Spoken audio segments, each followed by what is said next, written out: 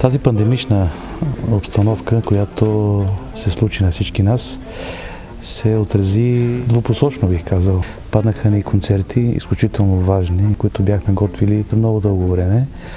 Паднаха ни записи, които също така ние имаме текущ сезон, както записен, така и концертен. И за нас е важно всичко, което сме планували да бъде изпълнено. Това е негативното. А в позитивен план това беше време, в което така всеки да седне със себе си и като че ли някой път е добре да се случи едно такова нещо, което да спре всичко, да ти каже: чакай, къде отиваш? Кой си ти на земята? Какво е нещо, което правиш? Какво очакват хората от тебе? Как възпитаваш децата си? Как обичаш близките си?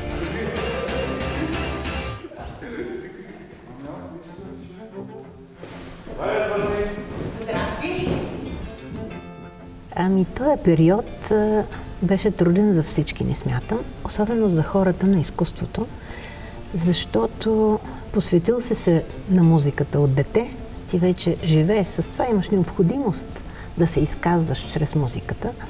И съм убедена, че всички колеги от оркестъра са страдали по-своему, но пък са успяли да осмислят и да направят свои планове музикални в този период.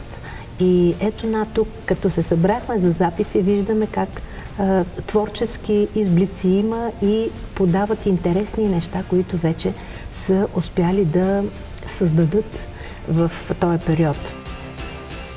Имаш ли? Айде! Раз и два, и два, и да. Ние не спряхме да общуваме с музикантите, с колегите ми, но не сме се виждали през всичките тези месеци. Пращахме си ноти, щимове, коментирахме кой как ще бъде, кой какво пие срещу така създаря се вирус. Но като цяло хората бяха спокойни. Дори имаше така едно нетърпение от това кога ще започнем работа, защото музикантът е много интересна личност. Той има нужда да споделя своето изкуство. Дома е мястото, където той провежда своята самоподготовка и се самоусъвършенства, но това е едната част. Другата част е сцената, звукозаписа, залата, аплодисментите, публиката. Това е нещо, което много липсва на един артист.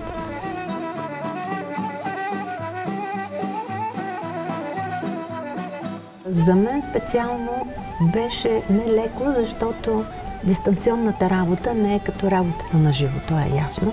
Аз съм щастлива, като работя с нашия оркестър за народна музика и с диригента Димитър Христов, защото виждам сега на днешния ден, когато сме се събрали отново, макар и с камерен състав от оркестъра, желанието, тръпката на колегите, начина по който се изразяват чрез инструментите си, колко е активен, те толкова мобилизирано присъстват, че за кратко време се правят чудесни неща и ще се убедите какъв хубав запис се случи днес. Браво, супер! Но, само, че ви моля да настроите митата, защото там като идем на... Мита на последния так високо. Високо. Ай, ниска. Не, Решихме да стартираме връщането си всъщност от тази пандемия с няколко камерни пиеси, които направихме през седмицата. Тук е важно да споделя, между другото, че почти винаги оркестъра записва в пълен състав. И много рядко се случва да записваме камерна музика. Исках да направим един експеримент и свирихме една от най-знаковите пиеси на патриарха на българската фолклорна оркестрова музика Коста Колев. Пиесата се казва "Лявата" и тя е за голям оркестър, но звучи чудесно в камерен състав. Нашите зрители и слушатели ще се убедят в това.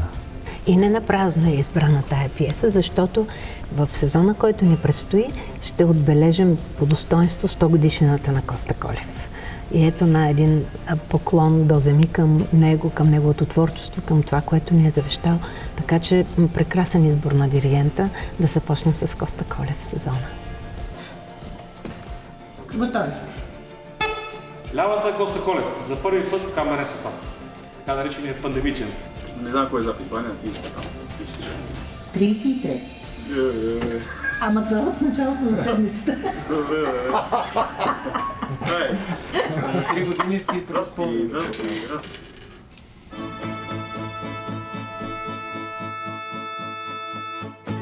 Мисията на музиканта е много важна, особено в трудни моменти. Не са спирали да свирят по време на война, а сега стана така, че цял свят се млъкна. Следващите месеци ще бъдат, по-моему, месеци на изпитание, в което ще се прецени какво ще се случи с нас. Тази неяснота относно това какво ще се случва, изключително много притеснява и мен, притеснява и оркестъра. Музиката лекува. Музиката е нещо, което те вдъхновява, което ти дава упование, което ти дава надежда да живееш, да те има. Няма човек, който да не иска да слуша музика, своята си музика, която обича, разбира се, но задължително трябва да се направи така, че музиката да бъде сред хората. Не знаете колко е унизително да свири човек на празна зала, да свири на зала, която е запълнена с 30% от своя капацитет, защото нашата работа е да вдъхваме кураж, да вдъхваме естетика, да вдъхваме усмивки или сълзи в хората. Така че за един артист това е от първостепенно значение. Срещата с публиката, срещата с колеги, с които да споделят това, което правят. Не бива да се мисли, че без изкуство може. Не може. Това е нещото, което всъщност крепи живота на хората. Няма ли духовност, няма ли тая красота, която носят изкуствата, хората се превръщат в едни роботи, които нямат душа, сърце и се чувстват нещастни. Затова моята голяма надежда и вяра е, че ще се намерят начините, прекрасните музиканти, които има Националното радио, да стигат често до хората. Защото е трудно за изпълнителите, но съм убедена колко е трудно и за хората, които са жадни вече да слушат музиката си.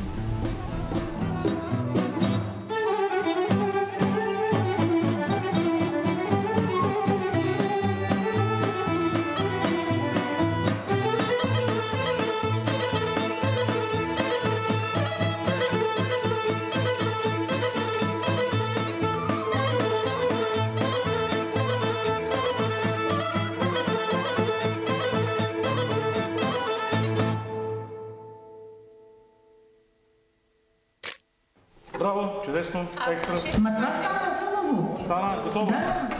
Записът свърши, да. Колеги, записът свърши. Благодаря ви. До понеделник.